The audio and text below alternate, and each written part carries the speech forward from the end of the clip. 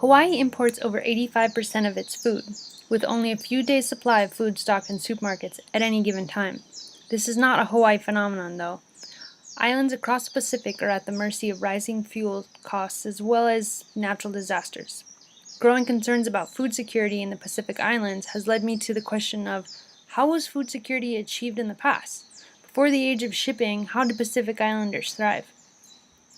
These questions have led me to tropical home gardens. Tropical home gardens have long been a part of Pacific Island cultures, and they are said to be central to the general well-being of Pacific Island people. Very different from what most people in the United States think of when they imagine a home garden, a traditional tropical home garden is a multi-storied, food-producing landscape, completely integrated with the functioning of the home. Plants are grown for personal consumption as food, as well as for medicinal, ceremonial, and construction purposes. In learning about these traditional systems, I've become fascinated by their inherent sustainability. In providing for a single family, tropical home gardens also benefit community, economic, and ecosystems. As a production system, tropical home gardens can contribute greatly to the household economy. They save families money by replacing store-bought goods with food and materials from the garden. Also, if a market exists, families can generate income by selling food and materials grown in the garden. In this way, tropical home gardens have been and can continue to be a buffer against inflation, increasing fuel prices, and personal economic hardship.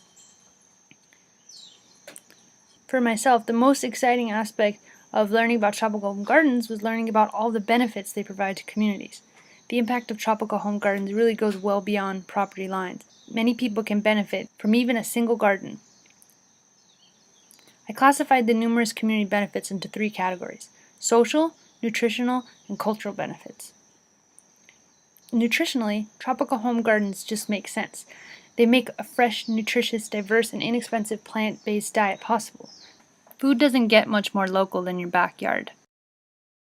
In speaking with home gardeners, I've found that sharing produce from the garden is a very important part of why people even have home gardens. One study in 1990 estimated that 64% of households with home gardens in the Pacific Islands share their bounty with friends and extended family. Tropical home gardens fill the role of playgrounds, classrooms, and social gathering sites, providing recreation, education, and sentimental value to a community. Culturally, tropical home gardens enable people to grow traditional foods and medicines that they may not otherwise have access to.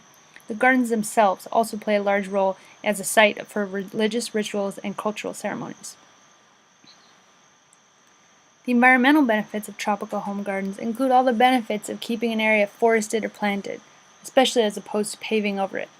Tropical home gardens also benefit ecosystems with the high biodiversity that they support. Now, how does this all relate to today? What I see in tropical home gardens is a time-tested example of self-sufficiency, and thus a huge potential to address many issues of today. Tropical home gardens can decrease dependence on imported food and inputs, as well as set an entire community on a track towards self-sufficient food system. Community food security is achieved when all citizens obtain a safe, personally acceptable, nutritious diet through a sustainable food system that maximizes healthy choices, community self-reliance, and equal access for everyone. I believe that this can be achieved through the support and creation of tropical home garden systems. Self-sufficiency through subsistence home gardening is central to making lasting changes to Pacific Island food security. For more information, visit hawaiihomegrown.net.